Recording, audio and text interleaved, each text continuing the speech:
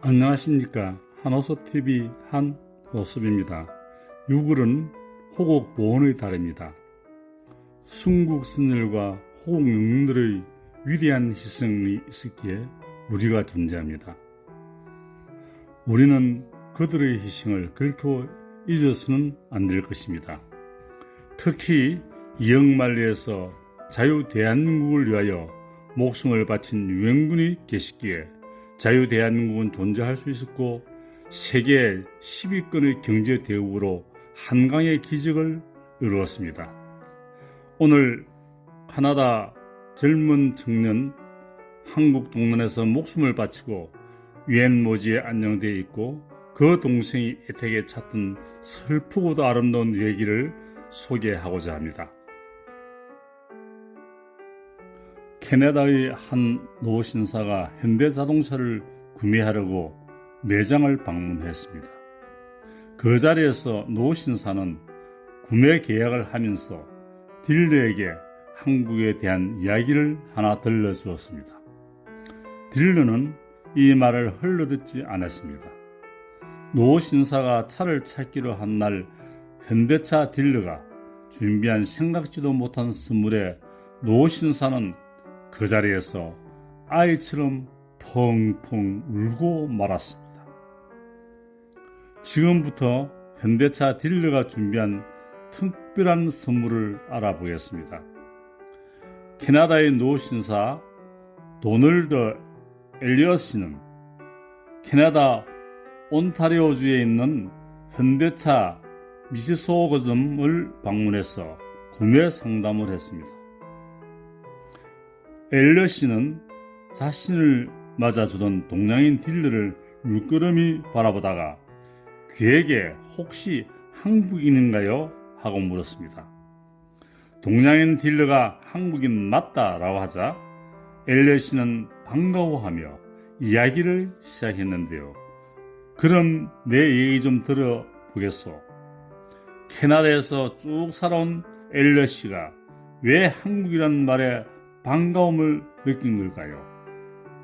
멀고도 가슴 아픈 나라, 그의 입에서는 가슴 아픈 사연이 흘러나왔습니다. 큰 형이 한국 전쟁에 참전했다가 전사했습니다. 그런데 당시에 돈이 너무 많이 들어 가보지도 못했고 이제는 무덤이 어디 있는지 알 수 없어 가볼 수도 없습니다. 60년 전 머나먼 낯선 나라와 자유를 지키기 위해 떠난 형이 영원히 돌아오지 못하고 어른 형편의 형의 모지조차 찾지 못한 채 이렇게나 세월이 흘러보는 건데요. 하지만 그는 한국을 원망하지 않았습니다. 한국은 자신의 형이 피를 흘리며 자유를 지켜준 나라이며 자랑스러워했습니다. 당시 그 형이 20살이었으니 어린 엘리엇이가 한국을 방문하기는 어려웠을 것입니다. 아무리 많은 시간이 흘렀다 해도 어릴 적 형에 대한 그리움은 사라지지 않고 그의 가슴에 남아있었는데요. 그 그리움이 한국인 딜러를 보자 터져나왔던 것입니다. 이 말을 묵묵히 듣고 있던 한국인 딜러 신상묵 씨는 뭔가 자신이 도울 수 있는 게 없을까 생각하다가 한 가지를 물어보았습니다. 형님의 성함을 알 수 있을까요? 로이 도널드 엘리엇. 자동차 계약도 끝났고 그냥 그렇구나 하고 넘어갈 수도 있는 일이었습니다. 보통 사람들은 대부분 그럴 것이지만 신상목 딜러는 손님과 고객 사이가 아닌 한국인으로서 정말 그를 돕고 싶다는 생각을 했다고 합니다. 시간이 너무 촉박했는데도 차량 출고까지 남은 시간 3일 72시간 안에 정부를 찾아야만 했습니다.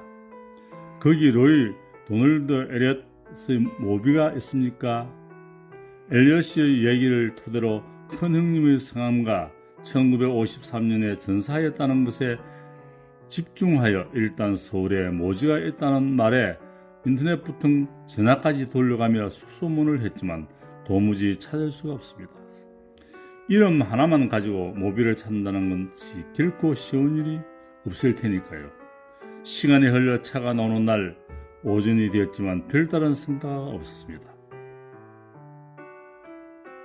먹는 자시라고 있던 신상묵 딜러는 혹시나 하고 부산 유엔기념공원 사이트에 들어가 보았는데요. 그곳에는 유엔군 전몰 용사 리스트가 있었습니다. 이 리스트를 하긴 하던 중 신상묵 딜러는 심장이 벅차올랐습니다. 마침내 그토록 찾던 이름을 발견하게 된 것입니다. 로이 도널드 엘리엇.